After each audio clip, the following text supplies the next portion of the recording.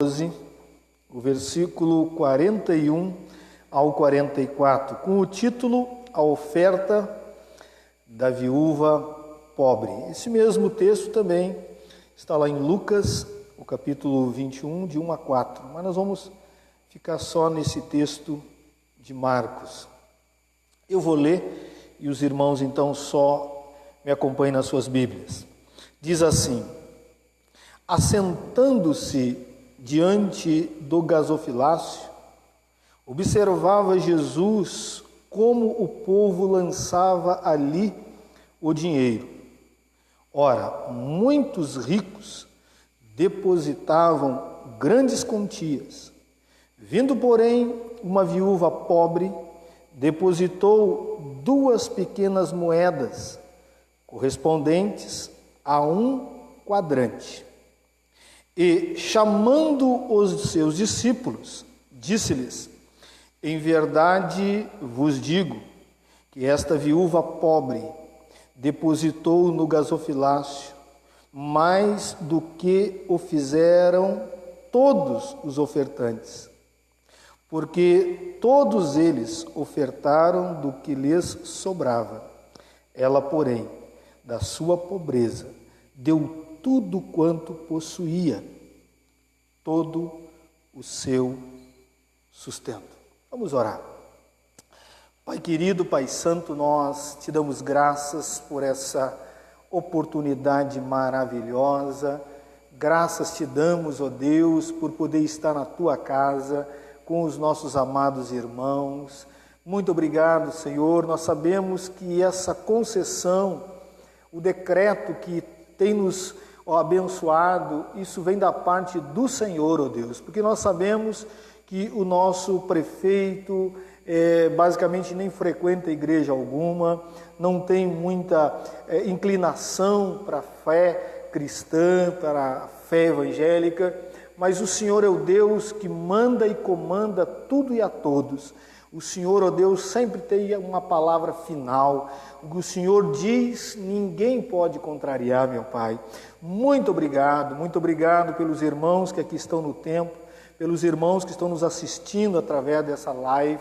Deus, muito obrigado pelo dia maravilhoso que o Senhor nos concedeu, esse sol lindo que raiou. Muito obrigado pelo sustento, pelo alimento, pelo ar, pela água, pela saúde. E queremos aqui orar, ó Deus, pelos irmãos que não podem ou não estão em condições de vir à tua casa. Alguns estão enfermos, estão, ó Deus, com problemas dentro de casa, problemas emocionais, espirituais.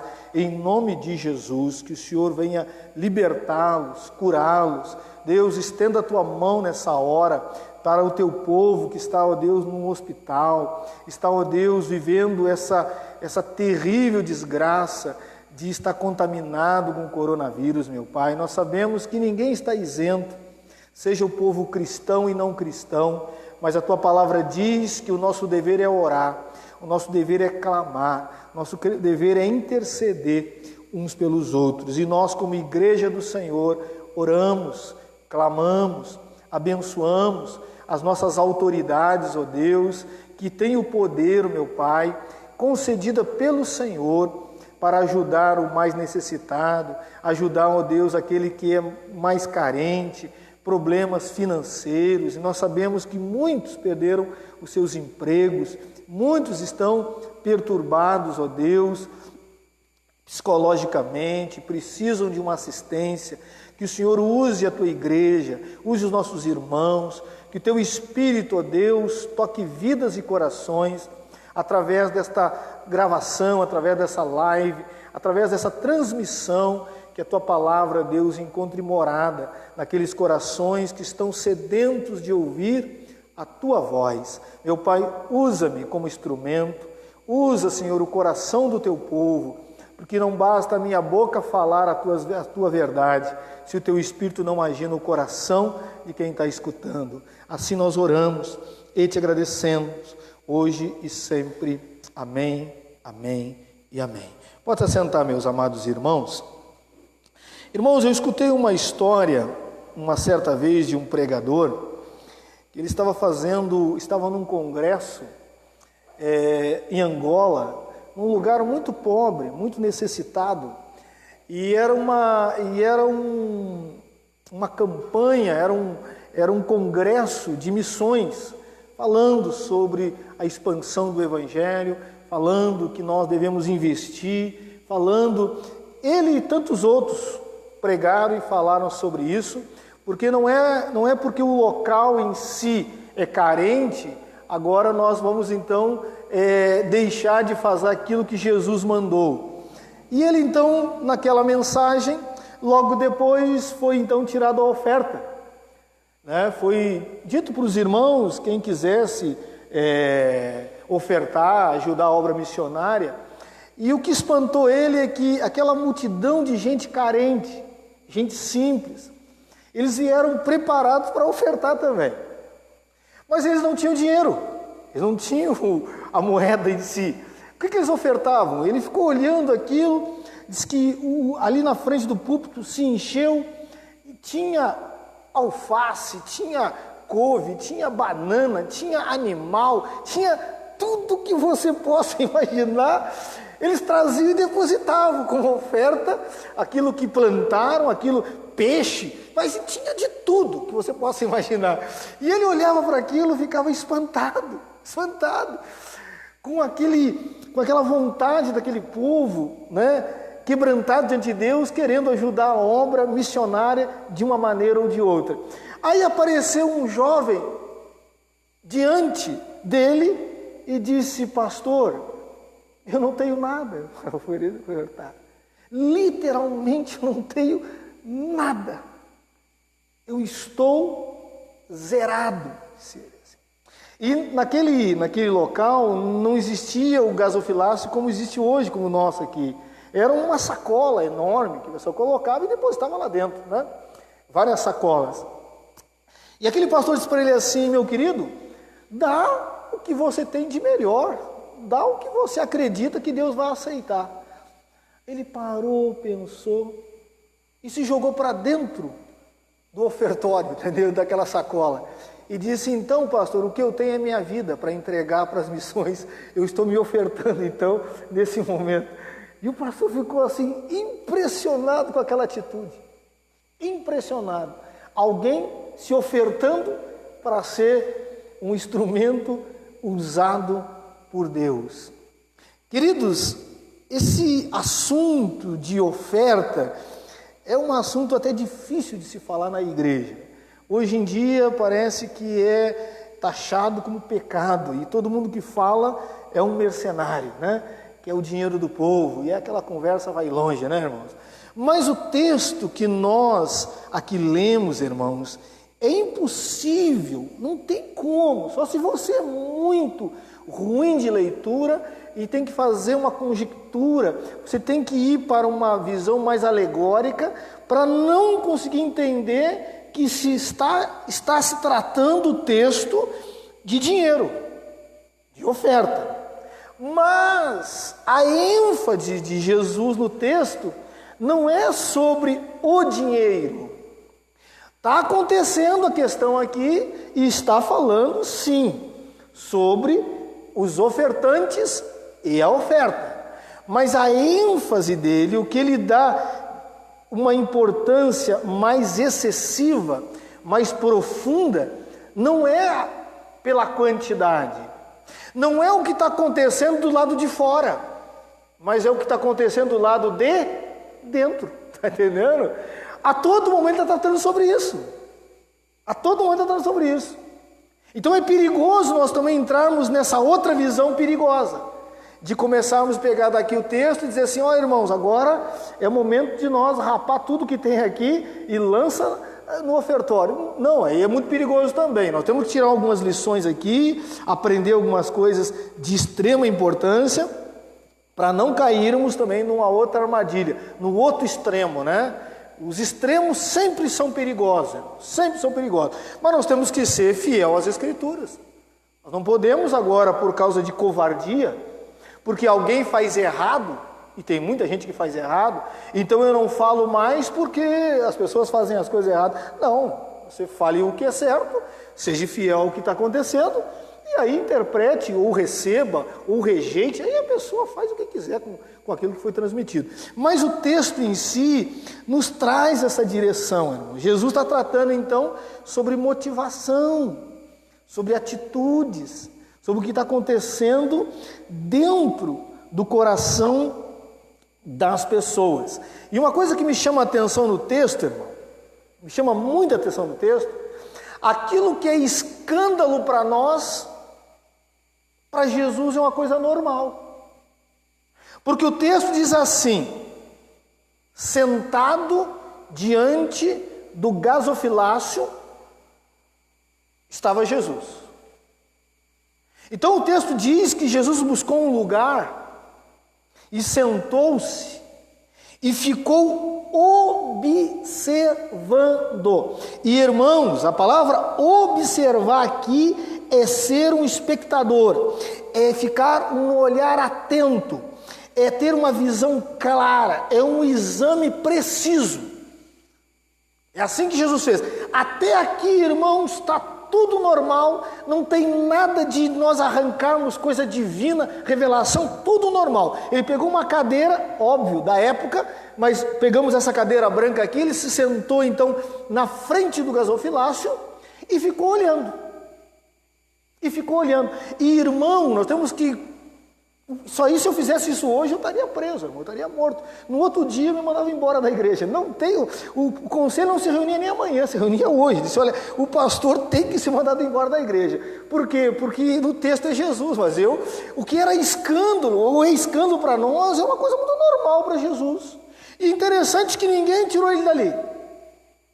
Porque os irmãos bem sabem que o átrio que ele estava aqui era o átrio das mulheres e dos estrangeiros. Existiam várias repartições no templo. E no átrio das mulheres é que ficavam os ofertórios. E os estudiosos, os historiadores, dizem que existiam 13 ofertórios. 13. Então, tinha uma multidão, irmãos. Fila para entrar. Porque as mulheres não passavam naquele átrio. Elas não podiam ir para o salão principal. Ali ficavam elas e os estrangeiros. Dali elas não passavam. Para você tentar entender como é que era o ofertório, para você ver que não tinha como ficar escandalizado. Porque o ofertório ele não era uma coisa assim, bota um envelopinho e esconde a oferta. Era assim, ó, vou mostrar para os irmãos aí. Assim era o ofertório. Ele era como uma trombeta, irmãos. Ficava aberto, e debaixo dele tinha um caixote.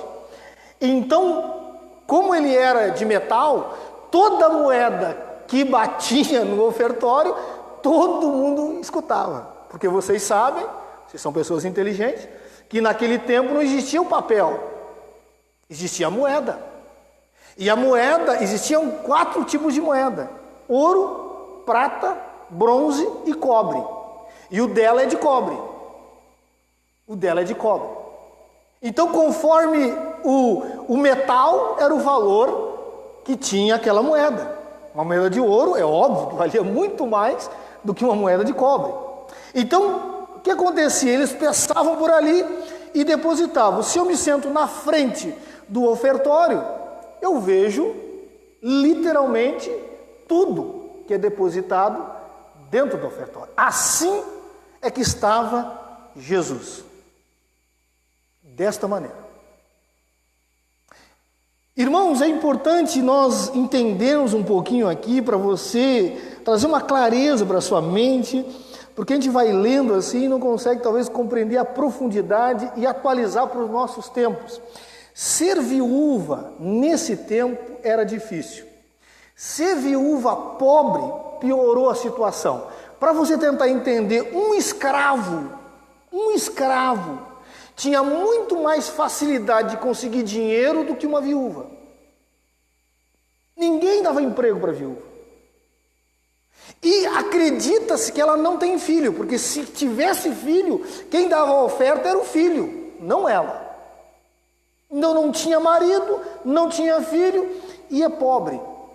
O que nós podemos observar aqui no texto é que Lucas não revela isso, mas Marcos revela o tipo de valor que tinha a sua moeda. Porque no grego tu vai encontrar, se fosse estudar só em Lucas, a moeda, as duas moedas é lapton. Mas Marcos, interessante, Marcos, entendendo que os romanos iam ler, ele então faz o câmbio. Ele diz, olha, essas duas lápides valiam um quadrante. E aí tu consegue fazer o cálculo. Se não desse essa observação, não consegue fazer o cálculo. Para você tentar entender, um denário era o trabalho de uma pessoa comum durante o dia. Então, quem trabalhasse sol a sol recebia um denário. Quadrante era 65 vezes menos do que um denário. Agora o cálculo fica fácil para nós sabermos em reais quanto ela deu em dinheiro. Vamos pegar um salário mínimo, R$1.000. Vamos pegar um salário mínimo, R$1.000 por mês. Divide ele por 30. Vai te sobrar R$33 mais ou menos. Vamos pelo mais ou menos que fica mais fácil. Se você pegar R$33 e dividir por 64, você vai ter em média 50 centavos de moeda. Começa por aí, nem existe de papel, de moeda. O que ela tinha nas mãos? Duas moedas de 25 centavos. É isso que ela tinha na mão. Esse é o valor que nós podemos calcular para qualquer lugar, qualquer país. Faz esse cálculo, acabou, você sabe quanto ela tinha na mão em qualquer lugar do mundo. Para nós brasileiros, ela tinha 25 centavos. Duas moedas de 25 centavos, irmãos. Eu não sei se dá para comprar um pedaço ou um pão com 50 centavos. Eu não sei, ainda não fiz, talvez, né, se o padeiro é camarada, eles queriam, tu leva com 50 centavos. Mas era esse o valor que ela tinha na mão hoje, se aparecesse uma viúva pobre para depositar no nosso gasofilácio, esse seria o valor, 25 centavos. E diz o texto então, irmãos, que aquilo que era comum, isso aí era comum acontecer, se tornou algo extraordinário naquele dia. Para os irmãos tentar entender, faltava uma semana para Jesus ser crucificado. Daqui desse texto, uma semana depois ele vai ser crucificado. Mas ele quer trazer um ensinamento para os discípulos. Ele quer mostrar, diz que quando entra aquela viúva e deposita no gasofilácio as duas moedas, ele chama os discípulos. Assim diz o texto, é só você olhar. Ele chama os discípulos e diz, observa essa viúva. E aí ele começa a dar um ensinamento, irmão. Aí ele começa a dar lições e mostrar para os discípulos o que vale no reino de Deus. O que vale no reino de Deus. Então, irmãos, nós podemos extrair lições também para nós nesse texto.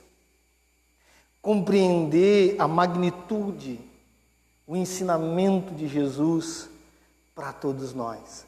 Jesus está nos ensinando aqui que não é quantidade. Não é quantidade. E você vai perceber no decorrer da mensagem agora que isso vai acontecer e ele vai então mostrar para nós o que chamou a atenção de Jesus nas atitudes dessa mulher. E vamos dar um nome então para essa mensagem, não para nós caminharmos e não nos prolongarmos demais, né, irmão? 3 atitudes da viúva que chamou a atenção de Jesus. Primeira dela, querido, coragem. Queridos, essa mulher é corajosa. Por quê? Irmãos, naquela época, como diz o texto, muitos ricos iam depositar suas ofertas. E como é que o rico depositava suas ofertas nesse tempo, querido? O rico, ele trazia um escravo com a bandeja de bronze e colocava uma quantia grande de moeda dentro da bandeja e dizia para o seu escravo: agora deposita as minhas moedas no gasofilácio. E aí saía moeda de tudo que é tipo, irmão, de grande valor.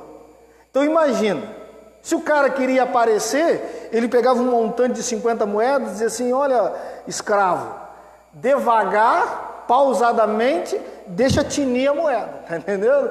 Só na vez do rico era 3 horas para uma oferta. E todo mundo estava acostumado com aquilo, e todo mundo ficava abobado, chamava atenção.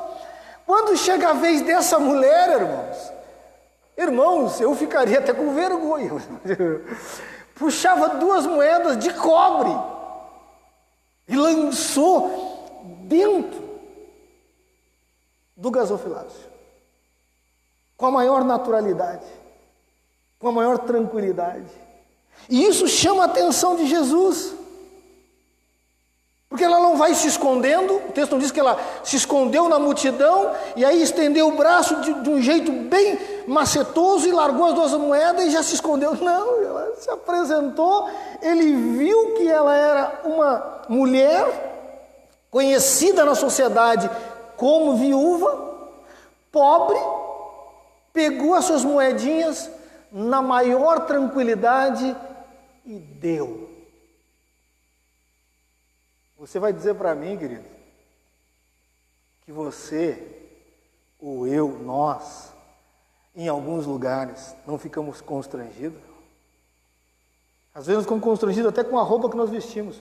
Chegamos em alguns lugares, rapaz, eu estou um trapo, porque aqui o pessoal aqui é chique, entendeu?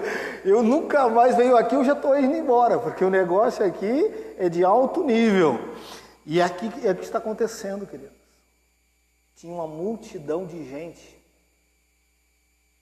Não era só Jesus que estava olhando isso, porque tinha que ter pessoas que fiscalizassem e cuidassem. Por quê?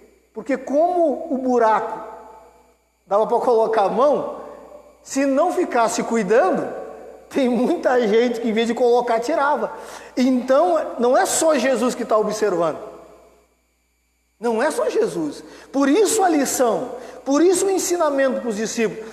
Porque o que impressionava os discípulos não era a viúva. Talvez eles olhassem assim: essa coitada aí, pô, que situação essa mulher, que coisa essa mulher. E aí Jesus então pega o ensino e diz: observe, se atente para a coragem dessa mulher. Coragem dessa mulher. Está com medo da liderança, com os pomposos, porque os discípulos e o próprio Senhor Jesus não faziam parte da nata, irmão. Não faziam parte do grupo que tinha, ou tinha sustentação, ou tinha... Não, grupo simples. Mas o que estava impressionando certamente os discípulos, que iam lá e foram, e era uma coisa normal de acontecer, era isso. Mas ela, corajosamente, com todas as suas dificuldades, como um símbolo de abandonada, e muitos até olhavam como uma amaldiçoada, ela vai lá e deposita as suas moedinhas. Com muito gosto, de cabeça erguida, não se importando o que os outros acham, porque a nossa preocupação é sempre o que os outros vão achar. Muita pessoa tímida e medrosa não é porque não tem capacidade, não é porque não tem condições, não é porque não tem talento, mas é o medo ou a vergonha, e não tem coragem de aparecer e de se apresentar. Aqui na nossa igreja, irmãos, quem se torna líder, ele tem que comer e engolir o seu medo e a sua timidez. Os presbíteros ficam enlouquecidos, que esse é o problema dele. Todos oram, todos estão tratados da mesma maneira, o cara vai vencer na marra, entendeu? O cara vai vencer no meio do fogo, vai vencer no meio da tribulação. Ele vai. Por quê, queridos? Porque a Bíblia diz, isso é Jesus que falou. É só você ler Apocalipse, leia Apocalipse 21, finalzinho, 21 e o versículo 8. Abra sua Bíblia, o que diz lá o texto, irmãos. Jesus, escrevendo ou pedindo ali para João escrever, diz que o lugar dos covardes está do lado dos impuros, dos feiticeiros, dos idólatras e de todos. Irmão, covardia não pode nos travar, irmão.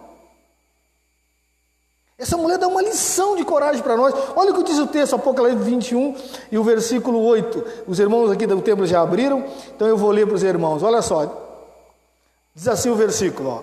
Quanto, porém, aos covardes, aos incrédulos, aos abomináveis, aos assassinos, aos impuros, aos feiticeiros, aos idólatras e a todos os mentirosos, a parte que lhes cabe será no lago que arde com fogo e enxofre, a saber, a segunda morte. Meu irmão amado, nós podemos até, aí é normal, tremer as pernas. Nós podemos até ficar com o estômago meio enrolado. Nós podemos até não dormir uma noite. Mas eu e você, nós não podemos assumir essa postura de covarde. Nós temos que levantar a cabeça.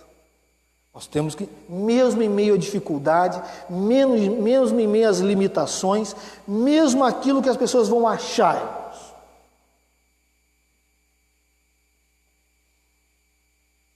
E os irmãos sabem, nós não somos aqui da igreja, de umas igrejas aí que dão muita oportunidade, né, nos cultos, mas nossa igreja dá muita oportunidade para quem quer desenvolver o seu ministério, o seu chamado, seja ele na liderança, seja ele na oração. Aqueles que fazem parte dos nossos grupos, basicamente quase todos, eles dirigem reuniões, eles falam em público, eles expressam as suas opiniões, porque, queridos, meus amados irmãos, nós não somos chamados para ficarmos acovardados.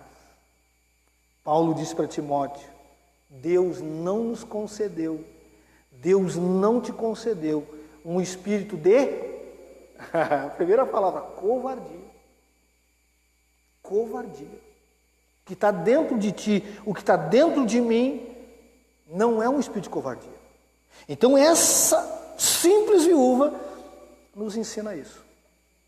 Nos ensina sobre a coragem. Segunda coisa que chama a atenção, irmão, é a confiança. Meus amados irmãos, essa mulher aqui dá uma aula para todos nós sobre confiança. Presta atenção aqui, irmãos.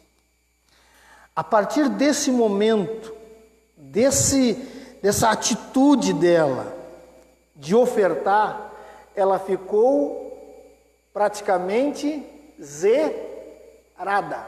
O que era o coerente? Vamos pegar o coerente aqui. Se eu tenho 2 moedas, o que eu vou fazer? Eu vou fazer o seguinte, eu vou dar uma e ficar com a coerência. Metade para Deus e metade para mim. Ela não. Ela disse assim, olha, eu vou dar tudo e eu vou confiar na providência, no amor, na graça, na misericórdia de Deus. Porque o ir ao templo, naquele momento, e é para nós nos dias de hoje, é ir para a casa de quem? De Deus. Os irmãos sabem que no Antigo Testamento dizia o seguinte, o próprio Deus disse isso, ninguém venha na minha presença de mãos vazias. Não diz uma vez só, várias vezes. Essa mulher está cumprindo as Escrituras e está confiando que vai acontecer alguma coisa depois. E é muito interessante, irmãos, que Jesus aqui não faz aquilo que nós, às vezes, emocionalmente, desconfiando de Deus, fazemos. Minha irmã, meu irmão, para que tudo isso? Vai faltar amanhã. Ela não teve medo disso, irmão. Ela não teve medo disso. Ela acreditou, ela confiou, ela tinha plena certeza que Deus iria fazer alguma coisa naquela situação. Agora aqui é que entra o divino. Presta atenção agora no texto. Aqui é que entra Jesus se mostrando que Ele é Deus e é onisciente. Até então, tudo normal, irmão. Qualquer um conseguia fazer o que Jesus estava fazendo ali. A partir de agora, já mostra que Ele é Deus. Como é que Jesus sabia que era só 2 moedas que ela tinha? Como é que Jesus sabia que os ricos estavam dando aquilo que sobrava? Aqui mostra o quanto Ele é Deus, porque Ele sabe do que está presente, do que está claro, mas sabe o oculto. Porque Ele diz para os discípulos assim: olha, ela deu tudo, ela não tem mais nada. E esses outros aí estão dando o que sobra. Eles estão dando o que é resto. Eles estão dando o que não é prioridade. E irmãos, eu vou dizer uma coisa para os irmãos, com muita sinceridade e com muita verdade. Nós temos mais a cara dos outros do que dessa mulher. Muito mais. Eu vou dizer para os irmãos, eu não sei se eu teria coragem de pegar todo o meu salário do mês e depositar tudo. Eu não sei se eu teria coragem disso. E eu não acredito que os irmãos também sejam tão espirituais e tenham essa mesma fé. Eu não acredito. Essa mulher não teve dificuldade, irmãos. Aí diz assim, mas é pouco, mas era tudo.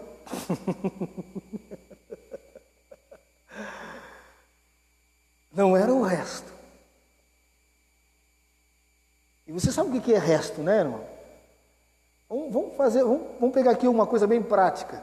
Quando você chega em casa, eu pergunto para sua mãe, eu pergunto para sua esposa, está com uma fome que está virado num animal, virado num cão de fome, né? Aí pergunta para a esposa ou para a mãe, diz, mãe, tem alguma coisa para comer? Tem o resto de ontem, entendeu? Aí você sabe que o que era bom foi comido, só sobrou o que ninguém quis, entendeu? Sobrou o resto. Mas a fome é tão grande que vai o resto também, entendeu? Mas não é bem aquilo que tu queria. Tu queria o que era bom. O resto, irmãos, é o resto. Não importa a quantidade, mas é resto. Muito cuidado, irmãos. Muito cuidado. Jesus sabe, lá no íntimo, meu e teu, o que é prioridade e o que não é prioridade. Jesus sabe se eu estou fazendo isso porque confio ou é simplesmente constrangimento. Jesus sabe. Essa mulher confiou. Ela acreditou. Como ia acontecer tudo contra ela, tudo, a sociedade contra ela, a situação contra ela, mas ela confiou. Eu estou na casa do Pai, eu estou ofertando para o Pai, e Ele é o Deus da providência e vai me conceder, não sei como. Não diz o texto que ela saiu depois a mendigar, não diz o texto que ela morreu de fome, não diz... Jesus não tocou nesse assunto e certamente isso não aconteceu. Confiança, irmão. Coragem. Confiança. E eu quero encerrar. Espontaneidade. Irmãos, nós confundimos algumas coisas até dentro da igreja. Alguns não acreditam praticamente em nada, né?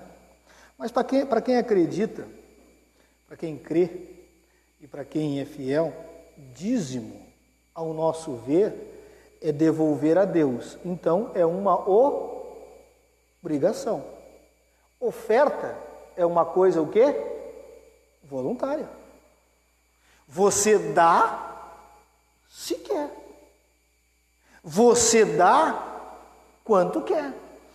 Essa mulher não estava dizimando, ela estava ofertando. Ela saiu da sua casa com as suas próprias perninhas, caminhou até o templo, teve a coragem de ficar numa fila com gente com muita polpa. Ela foi ali diante do altar, diante do gasofilácio, e depositou voluntariamente. Não tinha pressão, muito pelo contrário. Ela poderia ir para o templo pedir, porque era uma necessitada. Ela tinha dificuldades. E todo mundo sabia que ela era viúva e era pobre. Se fizesse isso, certamente não estava errado, certamente iria para uma outra ala para suprir suas necessidades. Mas ela fez isso voluntariamente. Nenhuma pressão social. Nada. Decoração. E é isso que chama a atenção de Jesus. Porque muitas das vezes, irmão, nós fizemos só para que o outro diga alguma coisa. É o que aconteceu com os ricos. Às vezes nós fizemos por causa de uma questão de obrigação, de constrangimento. Aí eu sou líder da igreja, eu tenho que fazer. Querido, a Bíblia é clara.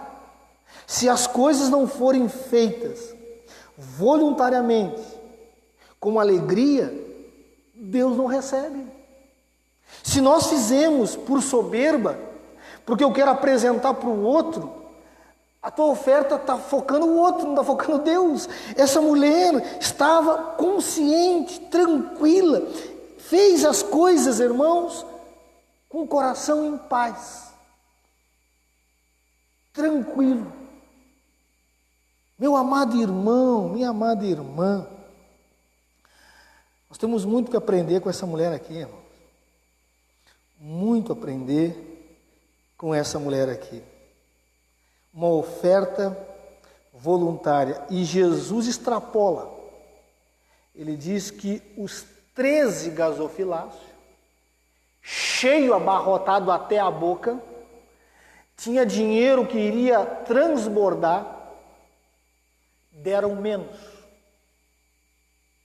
do que essa mulher. Por quê? Porque ele focou o quê? O lado de dentro. Não é a oferta, irmão. Não é isso que mexe ou que chama a atenção de Deus. O que está no teu coração? Temos vários exemplos de oferta na Bíblia. Diz que Caim e Abel deram oferta.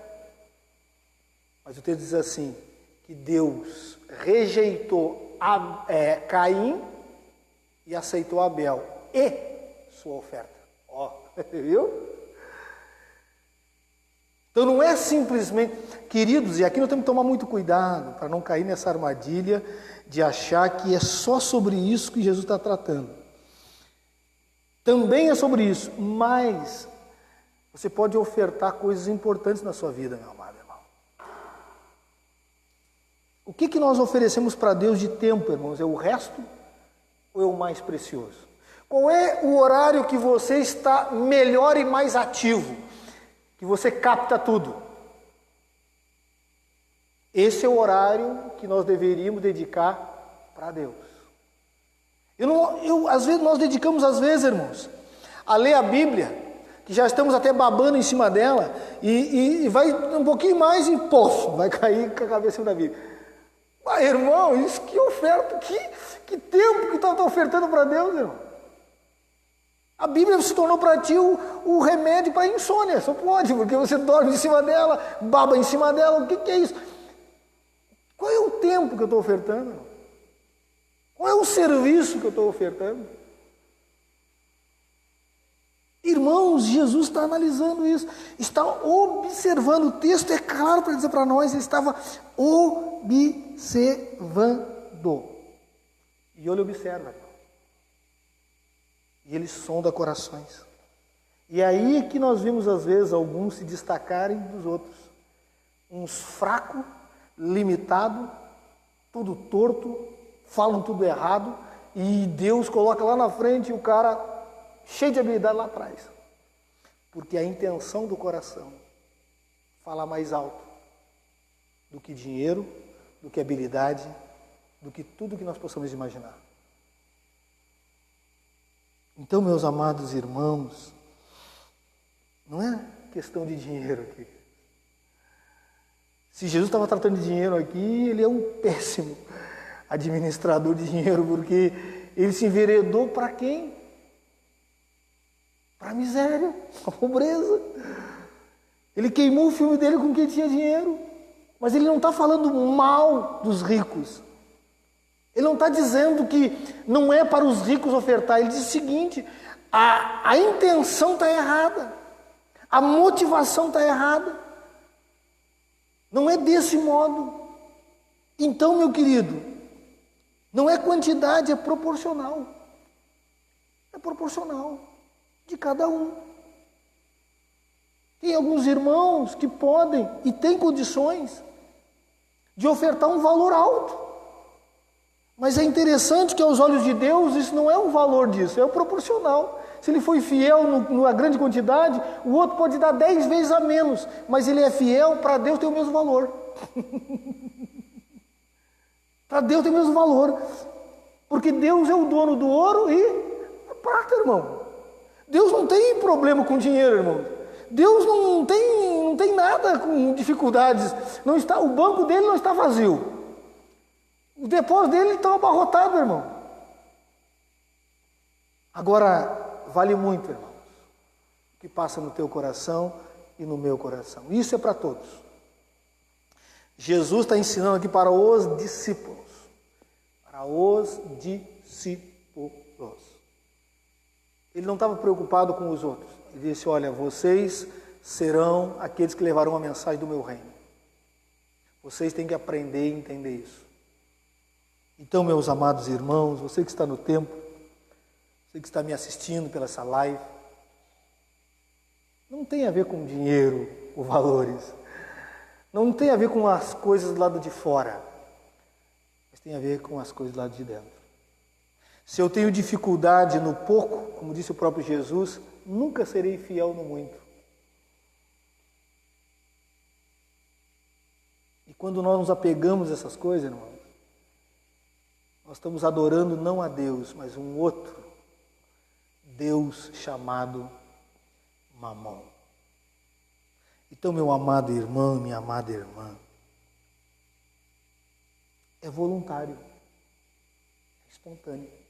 Por isso que o gasofilaço fica aqui na frente da igreja, nós deixamos aqui e dizemos: olha, irmãos, quem tiver vontade, quem quiser, deposite. Fique à vontade. E nós ainda não fizemos isso, e certamente não vamos fazer, né? Que um presbítero fique ali na frente do gasofilato só analisando, só observando, entendeu? Só observando, entendeu? Se fizesse, não era antibíblico. Mas não vamos fazer isso, porque é uma coisa espontânea, vontade própria, faz quem quer, e responderá não para nós, irmão, muito menos para mim, para aquele que sonda os corações, aquele que sabe de tudo.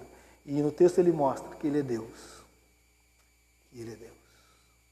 Ele sabe o que é o muito, o que é o pouco, o que você tem, o que você não tem, o que você esconde, o que você mostra. Diante de Deus nós estamos sempre nus, irmãos, sempre nus. É ilusão da nossa parte, queremos esconder alguma coisa das pessoas, de questões dos locais onde nós vamos, mas Deus sabe de tudo. Deus. Muitos irmãos dizem: não, eu estou vivendo umas mazelas aí, estou vivendo uns pecadinhos, né? Então eu vou parar de ir na igreja, porque aí ninguém vai descobrir. Meu amado irmão, minha amada irmã, o que é a igreja, o que o pastor, o que os presbíteros vão fazer ou podem fazer com a questão deles. O problema nosso nunca foi e nunca será isso. Porque aquele que está todo dia, por isso que a nossa igreja, as igrejas reformadas não acreditam que você entra em culto e sai de culto. Isso não existe para nós. A tua vida é um culto. Você não entra e nem sai. Você está todo o tempo ou adorando ou desagradando. Mas você não sai da presença de Deus nunca. Porque Ele é o Deus onisciente, onipresente e onipotente. Então Ele está em todo lugar, sabe de tudo e tem todo o poder. Então não existe. Nós só apenas nos reunimos em comunidade para adorar a Deus. Mas ninguém vai terminar o culto agora e saiu da presença de Deus. Todo mundo continua no culto, irmão. O que é culto? É serviço. Isso significa culto. Então você vai prestar um serviço, ou ruim ou bom, mas vai prestar.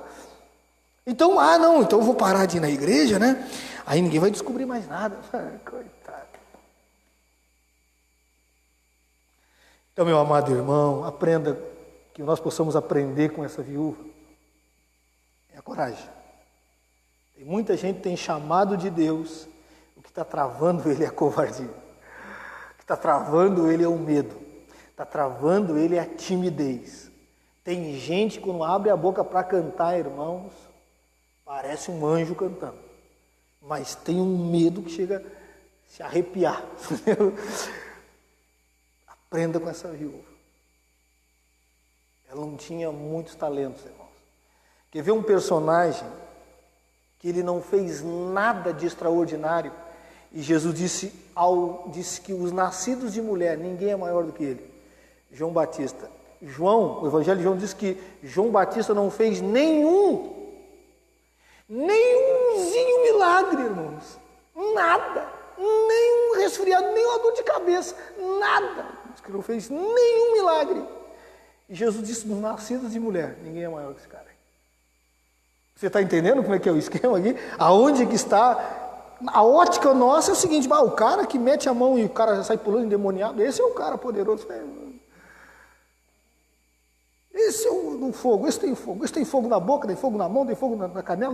Não, meu irmão, presta atenção. Isso é os olhos da carne, entendeu? Jesus, então, meu amado irmão, não se acovarda na sua simplicidade, na sua timidez, nas suas fraquezas. Está aqui uma mulher, exemplo de fraqueza, mas é corajosa. Confia. Confiança, irmãos. Confia, irmãos. Confia, irmãos. Confia. Quer ver uma coisa, irmãos, que vira um escândalo? Vira um escândalo. Se eu falar isso aí vai virar um escândalo. Mas eu vou falar. Escuta só. Vamos supor que eu estou desempregado. Eu estou desempregado. E eu disse para Deus assim, Senhor, isso aí os advogados, quem é advogado aqui sabe disso e acontece direto. Quem já passou por essa fase sabe que isso é verdade. Quando você vai colocar um advogado para que ele defenda a sua causa no INSS, às vezes é 2, 3, 4 salários que você recebe, fica com quem? Com ele. Essa é a proposta. Se nós ganharmos a causa, 3, 4 salários é meu. E nós fizemos isso com a maior tranquilidade e confiamos que vai dar certo. E dá certo. Porque os advogados sabem o caminho das pedras. Agora é interessante, se eu fizer isso com Deus, é escândalo. Você diz, Deus, eu estou desempregado. O primeiro soldo que eu receber, eu vou ofertar tudo na tua casa. Você que nem essa viúva aí. Nós ficamos escandalizados. Mas cara, está desempregado, amigo. Está desempregado, não tem nada. Nós ficamos é a falta de confiança. É a falta de crer que é Deus que vai abrir. É a falta de dizer assim, Senhor, eu quero dedicar tudo realmente. O Senhor me deu confiança, irmão. Confiança. E seja espontâneo. Seja espontâneo. Seja liberal. Não fique constrangido, com medo, com vergonha.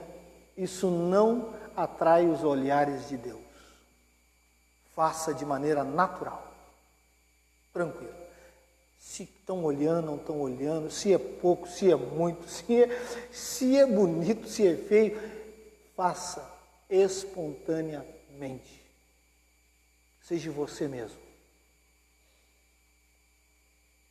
Amém, meus irmãos? Glória a Deus. Então vamos ficar de pé, queridos, vamos encerrar. esse culto, vamos orar ao nosso Deus. Olha, se eu fosse um cara apelativo depois dessa mensagem, disse, irmãos, agora é hora de ofertar. Mas eu não vou fazer isso, não é o nosso papel aqui, não é o nosso objetivo. É só trazer clareza para o coração dos irmãos e que você seja muito abençoado com tudo que você ouviu. A decisão e a atitude é sua. Não é para me agradar ou nos agradar. É Deus. É Deus. Vamos orar. Feche seus olhos, vamos orar. Pai querido, Pai santo, muito obrigado por esta noite maravilhosa. Muito obrigado, Deus, por o Senhor nos dar a graça de olharmos para a vida de uma pessoa simples, rejeitada na sociedade, não tinha status em lugar algum, não era vista por ninguém, mas muito bem observada pelo Senhor. E as suas atitudes fez com que ela fosse, ó Deus, levada tão a sério que os evangelistas escreveram nos seus evangelhos a história dessa mulher, essa viúva pobre, com as 2 moedas.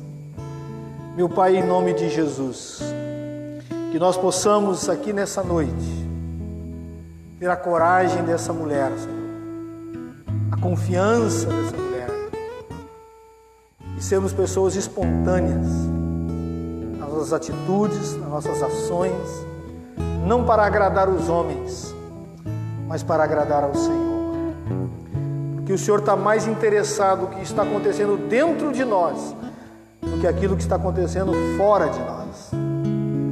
Meu Pai, em nome de Jesus, abençoa as nossas irmãs, nossos irmãos, que são pessoas simples, são pessoas trabalhadoras, lutadoras, guerreiros de todos os dias, na peleja da vida, na conquista dos seus despojos, do seu dinheiro para a alimentação.